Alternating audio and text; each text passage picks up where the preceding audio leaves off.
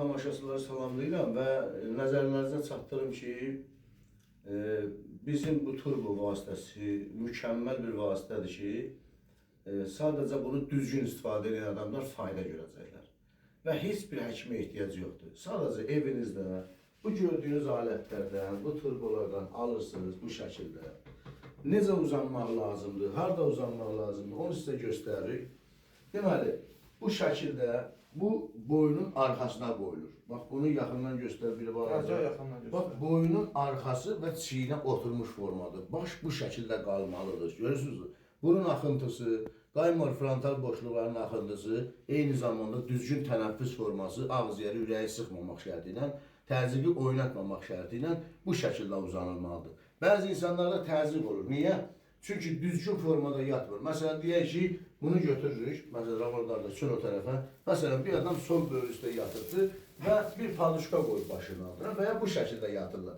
Bu şəkildə yatışlarda sizin o onurğanın ətrafa belə sıxılması nəticəsində, damarların sıxılması nəticəsində buradan görürsünüz ki, beyinə normal qan axını olmadı və oradan da təzyiqi mümkün qədər qaldıra bilir. Özü gecə vaxtı görürsünüz, bəzi adamlarda qalxır. Və ya da ki, bəzi adamların qolları keyir, əlləri keyir, altlarına qoyurlar. Səbəb nədir? Səbəb boynun düzgün formada yatıqmaması, oturulmaması. İndi mən məsələn qaldırıram, başı qaldırıram. Məsələn, mən bu şəkildə bunu qoyuram. Bir insan əgər dönmüş olsa, məsələn, deyək ki, Amal qardaş arxasında yata bilmirsə, məsələn, sol böyrü üstə bu şəkildə, mükəmməl şəkildə qoyub qəşəng yata bilər. Heç bir sorunu yoxdur. Yenə də onurğa öz qaydasında və sıxıntı da yoxdur. Burada damarlar da sıxılmayıb, qol da keymir, əl də keymir və ilaxır və s. Və çalışın yatışmalarınıza düzəliş verin. Ağzı üstə yatan insanlar şeytan sifət insanlar olarlar. Şeytan və ya şeytan sifət insanlar ağzı üstə yatmağa vərdiş verirlər. Sol böyrü üstə yatanlar şahlar və ya həkimlər olarlar ki, bəzən çox yeyəndə həzmə geçsin diyorlar. Sağ tərəf üstə yatanlar mömin sifət insanlardılar ki, yəni ibadə təhvilinə daha çox meyillidir. Ən gözəl yatış isə Peyğəmbər və ya Peyğəmbər sifət insanlar bu şəkildə yatarlar. Bu Peyğəmbərlərə məxsus bir yatışdır. Yəni bu arxası üstə bu şəkildə demək olar ki, mübarək üzün Allaha sarı doğru soru tutmaq və onunla da gözəl yuxuya getmək. Qaldı ki, bizim indi tutaq ki, deyək, bax, bizim paduşka qoyduğumuz yer bura olmalı. Əksinə gördünüz, yəni nə qədər imkan varsa bunu bir balaca yuxarı qaldırırıq və ya da ki, məsələn, deyək, bir nəfər paduşkanı qoyub qıçının altına. Qoyun paduşkanızı və rahatçılığa baxın. Belin bu hissəsi, çökək hissəsi tam yerə oturmalıdır. Baş bu şəkildə yerə oturubdur. Yəni bir dənə mükəmməl qoy başı qoy. İndi bu yatılış 5 dəqiqənizdə səni yuxuya aparır. Yəni burada gördüyümüz damarları burada sıxma ilə, basma ilə eyni zamanda bizim beynimizə biraz zəif qan göndərir ki, düşünməmiz azalsın və bir özün getdi. Sanki arteriyanı sıxıb saxlamışam, bir səni yuxuya aparıram kimi bir şey yox.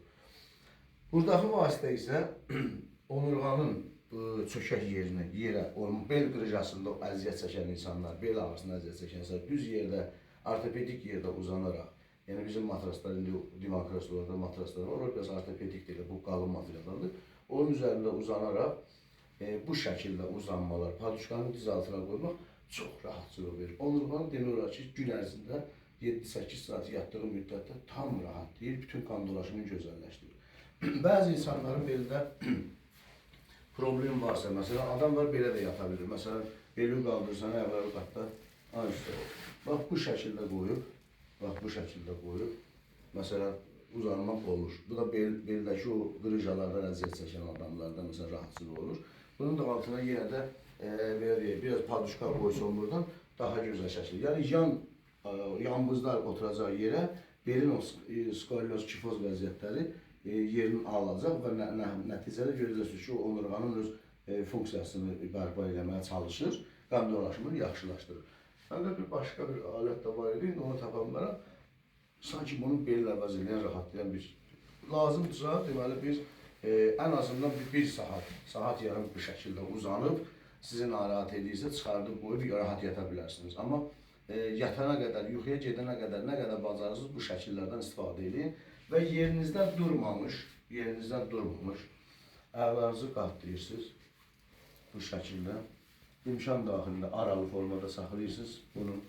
Yerinizdən durmamış, bunu çatdırırsınız buna və bunu da çatdırırsınız. Buna qayçı hərəkətlər deyirlər. Ayaqların bu şəkildə bir 15-20 dəfə eləməklə siz buradakı əzələləri axşamdan səhərə donmuş əzələləri hərəkətə gətirirsiniz.